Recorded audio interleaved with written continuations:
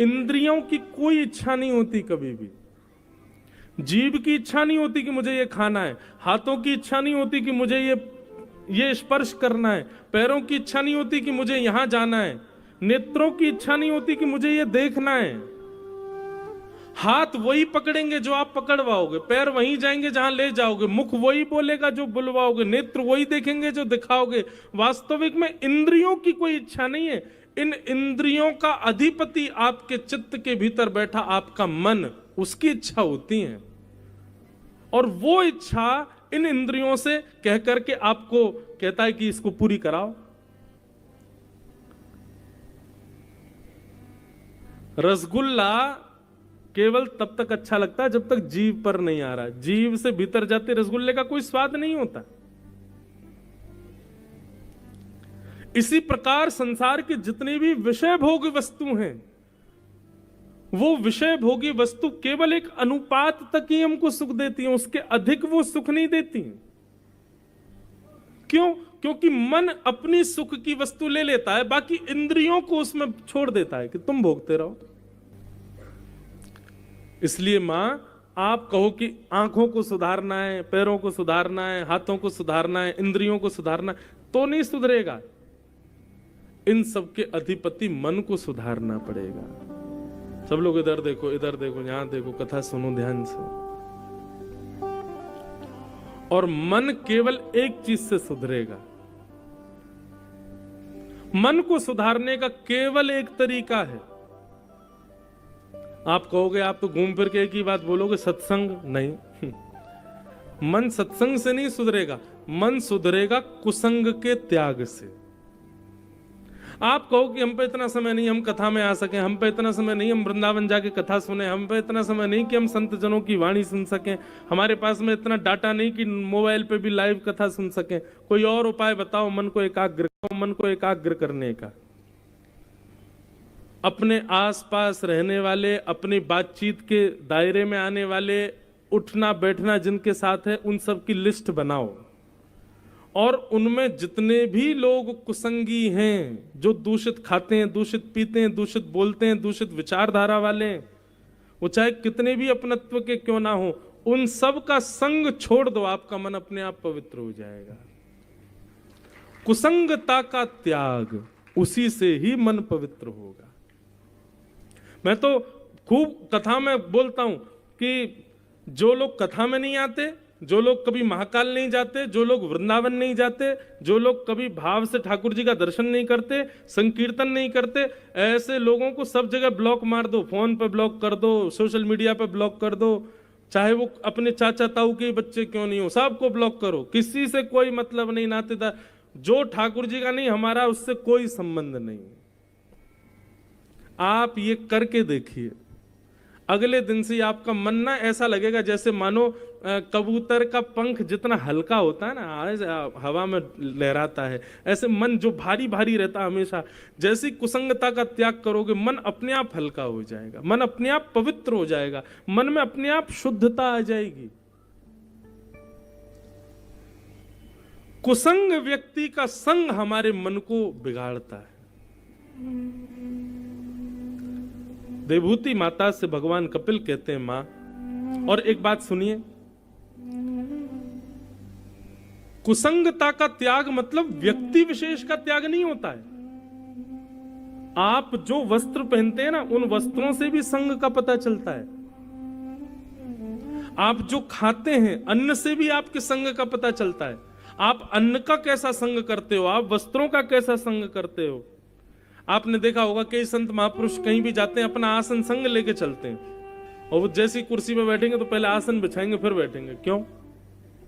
आसन क्यों लेके चलते हैं साथ में? अब वहां पे ना जाने कौन बैठा होगा, किस कैसे कैसे लोग बैठे होंगे, उस वहां पर बैठ के किसने क्या क्या विचार किया होगा, उसका प्रभाव कहीं उनके ऊपर ना पड़े, इसलिए वो अपने भजन का आसन संग लेके चलते हैं, उसी पे ही बैठेंगे।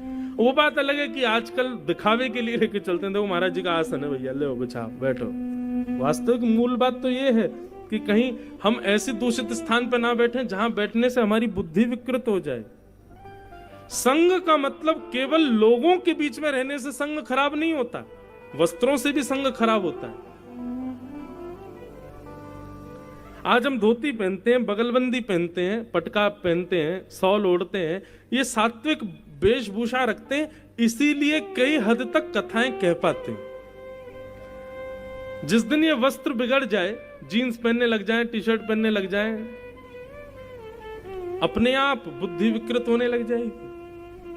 और विकृत तो बहुत दूर की बात, चलो मान लो कि मैं जीन्स पहन के आ भी गया मंच पे, कोई रोक टोक तो है नहीं, मुझे पहन सकता हूं, लेकिन मेरी बात का प्रभाव नहीं पड़ेगा आपके ऊपर।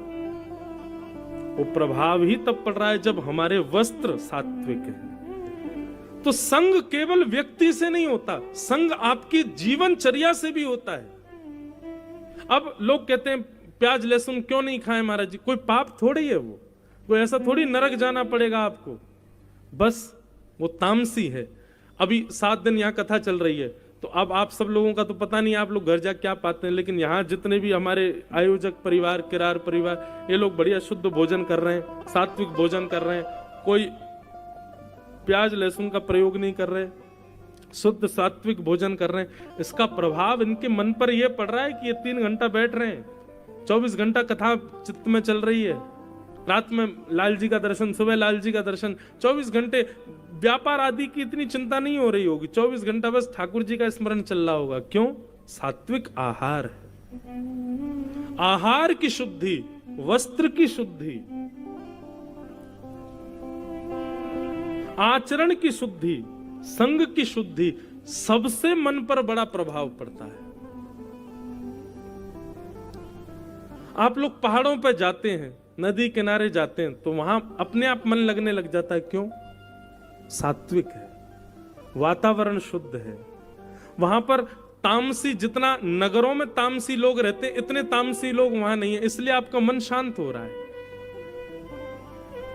पर्यावरण से भी, हम लोग कितने घरों में जाते हैं, लोग बाग बुलाते हैं, सत्य बता रहे हैं, घर में पैर रखते ही अनुभव हो जाता है कि घर कैसा है, यहाँ के लोग कैसे हैं, क्या खाते होंगे, क्या पहनते होंगे, क्या पीते होंगे, विवाद चल रहा होगा, भाई भाई लड़ रहे होंगे, सब पता चल जाता है।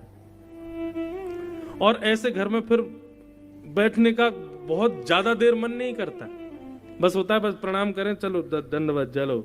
और कहीं कहीं ऐसे घरों में भी जाते हैं, वहां बैठ करके बस लगता है कि कोई तकिया दे दे, यहीं सो जाए, इतना सुख मिल रहा है, चित्त को इतनी शांति मिल रही है, इतना बढ़िया लग रहा है। अब ये सबके साथ होता है कि नहीं? हमारे साथ तो होता है ऐसा। मुझे घर में जाने से, नगरों से भी मुझे वो होती है, नकारात्मक सकारात्मक भाव आने लगते हैं। कई भारत के ऐसे नगर हैं, वहां पहुंचते ही ऐसा लगता है यहाँ कथा कब पूरी हो जाए यहाँ से। और कई नगर ऐसे, वहां ऐसा लगता है कि अरे 8 दिन हो गए पूरे, अरे और 10-15 दिन और कथा चलती रहती, आनंद आता। ये सब संग दोष है, और इन सब की शुद्धि से मन पवित्र होता है मां। लेकिन हम इतना तो नहीं सुधार सकते कि भाई वस्त्र भी सुधार लें, सब कुछ सुधार, कम से कम इतना तो सुधार कर सकते हैं कि ऐसे व्यक्ति का संग त्यागो जो ठाकुर जी से संबंध नहीं रखता, जो ठाकुर जी की कथा से संबंध नहीं रखता। यहां से प्रारंभ। और भगवान कपिल कहते हैं ये 5 लक्षण जिसमें हो उसका संग करो। कौन कौन से 5 लक्षण? कि तितिक्षवः कारुणिका सुहृद सर्वदेहिनां अजात शत्रवः शांता साधव साधुभूषणा। बहुत ध्यान से सुनिएगा। सबसे पहला लक्षण बताया तितिक्षु। तितिक्षु का मतलब होता है सहनशील, जो कि आज की डेट में कोई भी नहीं है, कोई सहनशील नहीं है।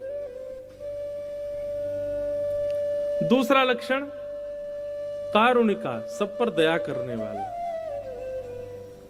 तीसरा लक्षण सुहृदः सर्वदेहिनां, सबका भला चाहने वाला। चौथा लक्षण अजात शत्रु, किसी से शत्रुता ना करने वाला। और 5वां लक्षण शांता, मौन रहने वाला। ये 5 लक्षण जिसमें हो मां उसका संग करो। आपको किसी में नहीं दिखेंगे ये 5 लक्षण, पर हमने कथा करते करते 5 लक्षण एक में देखे। दोबारा सुनिए और विचार करो ये 5 लक्षण किस में है? सहनशीलता, दया, सबका भला चाहने वाला, किसी से शत्रुता ना मानने वाला और शांत रहने वाला। ये 5 लक्षण आपने किसी में देखे? पांचों एक में नहीं, पर कथा करते करते हमको एक में ये 5 लक्षण दिखे, और वो है जगत जननी श्री गौ माता। गैया में ये 5 लक्षण होते हैं।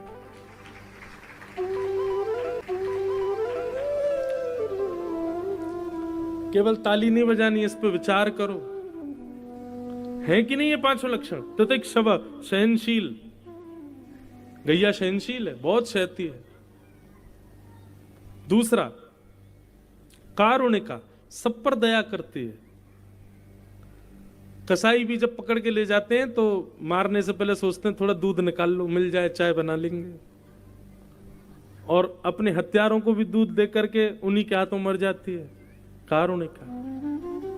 श्रुहिदः सर्वदेही नाम, सबका भला चाहती है, केवल मेरे बच्चों का पेट भरे ऐसा नहीं, जो पिए सबको देती है। अजात शत्रवः, किसी को अपना शत्रु नहीं मानती। और 5वां लक्षण शांता, शांत रहती है। आप कहोगे महाराज जी ये लक्षण तो भैंस में भी है, आपने उसका नाम क्यों नहीं लिया? मानव, मैं पहले से ही सोच के रखता हूं क्वेश्चन जो मानव मुझसे पूछ सकता है। आप कहोगे महाराज जी भैंस में भी है ये लक्षण, तो आप कहोगे महाराज जी बकरी में भी है, वो भी तो ऐसी रहती है बेचारी, वो भी दूध देती है, सबका भला करती है, ये करती है। लेकिन दोनों के स्वभाव में अंतर है। गाय का और भैंस का, दोनों का स्वभाव अलग है। हमारे ब्रज में तो ऐसा कहते हैं, भैंस का कोई निरंतर दूध पिए तो उसका शरीर भले ही बन जाएगा, लेकिन बुद्धि से जड़ हो जाएगा, बुद्धि में जड़त्व आ जाएगा, क्योंकि उसके दुग्ध में जड़त्वता है, आलसी होती है ना। और रही बात बकरी की, तो बकरी शांत नहीं रहती, मैं करती रहती है, अहंकारी होती है, 24 घंटा मैं करती रहती है। लेकिन गाय शांत रहती है, शांता, शांत स्वभाव है उसका। स्वभाव के रूप में गौ माता श्रेष्ठ है। तो ये 5 लक्षण जिसमें दिखे मैया, उसका संग करो। लेकिन ये 5 लक्षण आपको किसी में ना दिखे तो अपने अंदर लाने का प्रयास करो। एक विचार और हमने किया कि ये 5 लक्षण जो हैं, यदि नीचे से हम लाना प्रारंभ करें तो हमारे अंदर ये 5 लक्षण आ सकते हैं। जैसे कि अंतिम लक्षण बताया था शांत, मौन रहना प्रारंभ कर दो। आप मौन रहना प्रारंभ करेंगे तो आपके अंदर 4था लक्षण अपने आप आ जाएगा। क्या? अजात शत्रु, किसी से शत्रुता नहीं होना। शत्रुता होती उन्हीं लोगों की जो बोलते बहुत हैं, तो कम रहते, बोलते शांत रहते हैं। ये सूत्र है संस्कृत का, व्याकरण का सूत्र है, और हमारे शास्त्रों का सूत्र है कि मौने च कल हो नास्ति। मौन रहने वाले के कभी कलेश नहीं होते। कलेश होते ही उसके ज्यादा है जो बहुत बोलता है। इसलिए आप मौन रहना प्रारंभ करो, अपने आप होता जाएगा कि आपके शत्रु खत्म हो जाएंगे, अपने आप आपकी शत्रुता नष्ट हो जाएगी। तो मौन रहने से ये 4था लक्षण आ जाएगा। 4थे लक्षण से 3रा लक्षण है। 3रा लक्षण कौन सा है? श्रुहिदः सर्वदेही नाम, सबका भला चाहना। ये अपने आप आपके मन में आ जाएगा। 3रे लक्षण से 2रा लक्षण आ जाएगा। 2रा लक्षण क्या? दया, सबके प्रति दया अपने आप आएगी। और ये 4 लक्षण आ गए तो 5वां और प्रथम लक्षण अपने आप आपके अंदर आ जाएगा, सहनशीलता। तो नीचे से प्रारंभ करो, शांत रहना प्रारंभ करो, जितना हो सके मौन रहो। ऐसा हमारे शास्त्र आज्ञा करते हैं कि व्यक्ति की आयु 2 चीजों से कम होती है। एक तो बहुत खाने से, दूसरा बहुत बोलने से। बहुत खाने वाला और बहुत बोलने वाला, इन दोनों की आयु, हम जितना बोलते हैं उतनी आयु कम होती है, जितना खाते हैं उतनी आयु कम होती है। इसलिए भोजन और वाचन, इन दोनों पर थोड़ा वेग लगाओ, लगाम लगाओ, कम करो। आप कहोगे महाराज जी फिर तो आपके बहुत कम साल रह गए होंगे, बोलते ही रहते हो 4 घंटा। आप तो बिल्कुल चुप ही नहीं रहते। अब एक और ट्विस्ट बताएं, एक और बढ़िया बात बताएं। हरि चर्चा करने वाले को भगवत संबंधी वार्ता करने वाले की जितनी देर वो बोलेगा उतनी देर उसका मौन ही माना जाता है। मतलब आप सांसारिक चर्चा कर रहे हो, आप संसार की चर्चा कर, उसका घर कहां बनना है, वो क्या कर रहा है, वो कहां जा रहा है, उसकी पत्नी कैसी, उसके बच्चे कैसे, उसका क्या है, ये क्या, ये सारी बातें तो ये सब बोलने में काउंट किया जाता है।